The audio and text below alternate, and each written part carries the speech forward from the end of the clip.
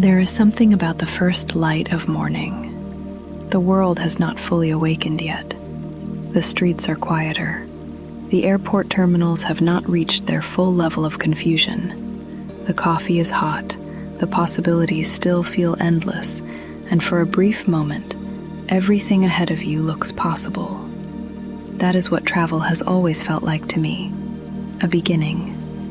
But before I became the woman who could board an international flight without panicking, navigate unfamiliar cities, and confidently say, "I'll figure it out when I get there," I was an 18-year-old girl standing in an airport with absolutely no idea what she was doing. And 4 suitcases.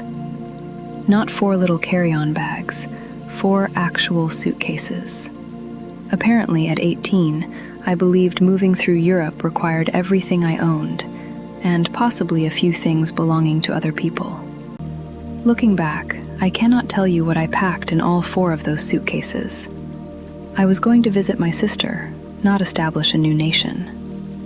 But there I was, preparing for my first solo international journey, with enough luggage to suggest that I was either relocating permanently or fleeing under mysterious circumstances. I was doing neither. I was simply young, and completely unaware that somewhere between the airport, the train station, and the Austrian border, an International Auntie was about to be born. This was my first flight. Not merely my first international flight, my first flight anywhere. Today I can walk into an airport and immediately begin reading the environment.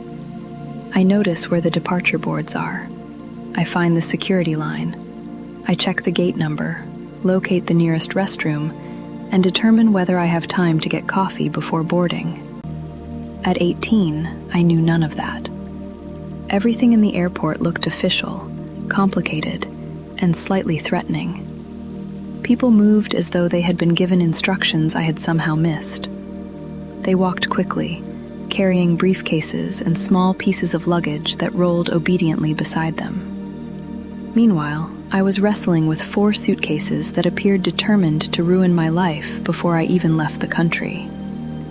Every few feet, one of them leaned in the wrong direction. One suitcase would fall over, and while I struggled to lift it, another would begin rolling away. I had not even boarded the airplane, and my luggage had already developed separate personalities. Still, underneath all that nervousness was excitement. I was going to Europe. At 18. Alone. I was about to see places I had only encountered in books, photographs, and other people's stories. I was going to cross an ocean and discover what existed beyond the familiar boundaries of home. I did not think of myself as brave. I simply knew I wanted to go. Sometimes courage does not arrive with a speech. Sometimes it looks like an 18-year-old dragging 4 badly packed suitcases through an airport because she has already purchased the ticket and is too stubborn to turn around. The moment the airplane began moving, I gripped the armrest. I had seen airplanes in the sky, of course. I understood the general concept. They moved quickly down a runway. Then, somehow, they went up. But understanding that intellectually and sitting inside one while it happened were 2 very different experiences. The engines grew louder. The plane picked up speed. The buildings outside the window blurred. Then the ground disappeared beneath us.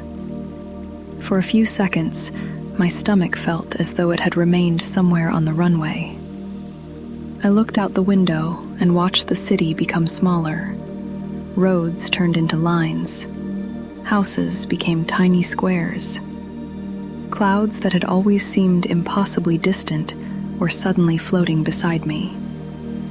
That was the first moment I understood that the world could change simply because I had changed my perspective. From the ground, everything had looked enormous. From the air, it all looked manageable. I did not have the language for that realization at 18. I only knew I could not stop looking out the window. Somewhere over the Atlantic, while most of the passengers slept, I remained awake. The airplane cabin was dark, except for small reading lights scattered throughout the rows. The engines created a steady hum beneath the silence. I was suspended between the life I knew and a place I had never seen.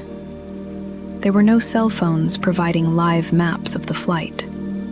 No little blue dot showing me exactly where I was.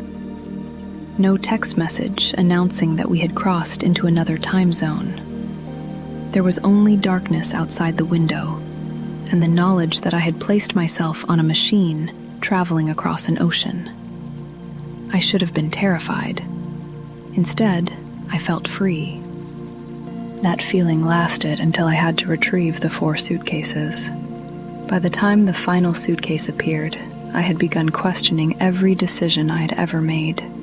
Why had I packed so much? What did I believe Europe lacked?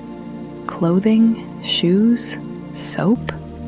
Whatever I had brought, I was now responsible for dragging it through airports and railway stations without the assistance of rolling luggage designed to glide effortlessly in every direction. This luggage did not glide. It fought. It resisted. It made demands. And I was too young to understand that a suitcase should never be packed so heavily that lifting it becomes a spiritual test. Still, I collected all 4 pieces and began the next part of my journey, finding the train that would take me to my sister. Today, we plan international travel with phones in our hands. We download transportation apps. We take screenshots of directions. We translate signs instantly. We follow maps that tell us when to walk, when to turn, and which platform we need. I had a paper ticket, a written address, a few instructions, and confidence that had not yet been properly tested. The station was enormous. Announcements echoed overhead in a language I did not understand. Trains arrived and departed while passengers moved quickly around me.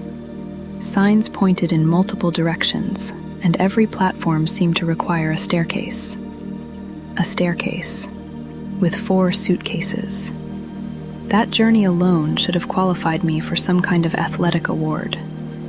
I would carry 1 suitcase down a few steps, return for another, move the 3rd, then look back suspiciously at the 4th as though it had deliberately remained behind. I was trying to protect my belongings, watch the departure board, understand the station signs, and appear as though I belonged there. I did not. But I was determined not to advertise that fact. There is a particular expression inexperienced travelers wear when they are completely lost but do not want anyone to know. The face says, "Of course I know where I'm going." The eyes say, "Please, God, send help." Eventually, I found a train. More accurately, I found what I believed was my train. The numbers appeared close enough. The departure time seemed reasonable. People were boarding, and I had reached the point where seeing other passengers confidently enter a train felt like sufficient evidence. So I loaded myself and my 4 suitcases aboard. The train pulled away from the station. For the first few minutes, I relaxed. I had done it. I was in Europe, traveling by train to meet my sister. Outside the window, the landscape passed in quiet stretches. Towns, fields, buildings unlike the ones I knew at home. Everything looked cinematic. I sat there feeling independent and sophisticated. Then the conductor examined my ticket. He looked at the ticket. He looked at me. He looked at the luggage. Then he said something I did not understand. I smiled politely. He repeated himself. I continued smiling because apparently I believed politeness could translate an entire language. Finally, through a combination of gestures, limited shared words, and the growing concern on his face, I understood one important fact. I was going in the wrong direction. Not slightly wrong. Not 1 station past my stop. I was traveling toward the Austrian border. My sister was not near the Austrian border. I had boarded the wrong train with 4 suitcases, no mobile phone, no navigation app, and no way to casually send a message saying, "Running a little late, accidentally headed toward another country." The confidence I had been carrying cracked. For the first time since leaving home, I felt truly alone. The conductor told me where to get off. At least, that is what I believed he told me. When the train stopped, I wrestled all 4 suitcases onto the platform. Then the train left. The sound faded into the distance, leaving me in an unfamiliar station much closer to Austria than I had ever intended to be. The platform felt too quiet. The signs were unreadable to me. The station did not have the constant movement of the larger terminal I had left behind. There were fewer passengers, fewer employees, and far fewer clues about what I was supposed to do next. I stood beside my luggage and tried not to panic. This is the part of travel photographs rarely show: the uncertainty. The moment when the adventure stops feeling exciting and begins feeling like a mistake. The moment when you realize that no one at home knows exactly where you are, and neither do you. I wanted my sister. I wanted familiar voices. I wanted someone to walk up, take control of the situation, and tell me exactly what to do. But no one was coming. There was no international rescue team assigned to 18-year-old girls who boarded the wrong train with 4 suitcases. I had to figure it out. So I took a breath, then another. I found someone working at the station and showed them everything I had: my ticket, the written address, and whatever remained of my dignity. We did not share much language, but we shared enough. They pointed to a schedule, then to a platform. Then they wrote down a number. I repeated it. They corrected me. I repeated it again. This time, they nodded. That nod felt like a miracle. I gathered my luggage and began moving toward the correct platform, 1 suitcase at a time, step by step. No dramatic rescue, no sudden transformation. Just a frightened young woman continuing to move. When the next train arrived, I checked the number repeatedly. I showed my ticket before boarding. Then I showed it again. The second time was not necessary, but by then I had lost the privilege of trusting myself casually. I loaded the luggage aboard and took a seat near the window. The train began traveling back in the correct direction. Only then did I allow myself to breathe fully. The landscape outside had grown darker. Lights appeared in distant windows. Train stations came and went, each one carrying people toward lives I knew nothing about. I thought about how far I was from home, but I also thought about what had just happened.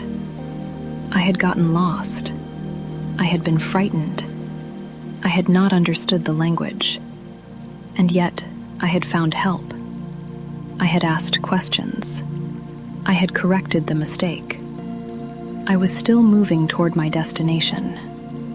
That was the lesson. Not that everything would always go according to plan. It would not. Not that I would never become afraid. I would. The lesson was that fear and capability could exist at the same time. I could be frightened and still make a decision. I could be uncertain and still ask for help. I could get on the wrong train and still find my way back. By the time I finally reached my sister, I was exhausted. My clothes were wrinkled. My body had no idea what time it was. My arms ached from moving the luggage, and my emotions had traveled through excitement, fear, embarrassment, relief, and determination. When I saw her, the tension I had been carrying finally released. I had made it. Not elegantly, not efficiently, but successfully. There is a difference. Some journeys are beautiful because everything goes perfectly. Other journeys become meaningful because absolutely nothing does. I had crossed an ocean, survived my first flight, navigated unfamiliar railway stations, traveled toward the wrong country, corrected my route, and delivered all 4 ridiculous suitcases to their destination. I was 18 years old, and without realizing it, I had just learned one of the most important lessons of my life. The world was not beyond my reach. The journey isn't over yet. When I returned home, I was not the same girl who had left. Home still looked familiar, but I saw it differently. I had experienced the strange expansion that happens when you discover another part of the world. Your life does not necessarily become smaller, but your understanding of what is possible becomes larger. I had walked through cities where the buildings carried centuries of history. I had heard languages I did not understand and learned that communication could still happen. I had watched strangers help one another. I had discovered that being lost was not the same as being helpless. And I knew I wanted to travel again. The girl who had once been afraid to board her first airplane had returned already wondering where she might go next. That journey did not make me an expert traveler. Clearly, experts do not normally begin their careers by accidentally heading toward Austria. But the trip gave me something more important than expertise. It gave me evidence. Evidence that I could leave. Evidence that I could adapt. Evidence that I could solve problems far away from everything familiar. Evidence that there were versions of me waiting in places I had not yet visited. Today, when I see a young woman standing in an airport looking overwhelmed, I recognize her. Sometimes she is staring at the departure board. Sometimes she is checking her passport for the 5th time. Sometimes she is pulling far too much luggage behind her. And part of me wants to walk over and tell her, "You are going to be all right." Not because nothing will go wrong. Something probably will. A flight may be delayed. A reservation may disappear. A train platform may change. A suitcase may decide to continue its journey without her. But she will learn. She will ask. She will adjust. She will discover that competence is often created in the moments when no one else is available to solve the problem. That first trip taught me that travel is not only about seeing the world. It is about meeting yourself outside the protection of everything you already know. At 18, I believed I was traveling to visit my sister. But I was also traveling toward the woman I would eventually become. A woman who would continue crossing borders. A woman who would build new chapters in unfamiliar places. A woman who would understand that reinvention does not always announce itself. Sometimes it begins quietly, with a paper ticket, a nervous heart, 4 unnecessary suitcases, and the first light of a story you will spend the rest of your life telling. That is how an International Auntie was born. Not because she knew exactly where she was going, but because, even when she found herself traveling in the wrong direction, she learned how to find her way. And she never stopped traveling after that. Music rises. Every journey has a soundtrack, and every traveler has a first story. If you enjoyed spending a little time with us today, subscribe to Stylus Suitcases and join us for another edition of Between the Pages. There are more stories to tell, more journeys to take, and more chapters waiting to be written. Until next time, International Aunties, every journey has a story to tell.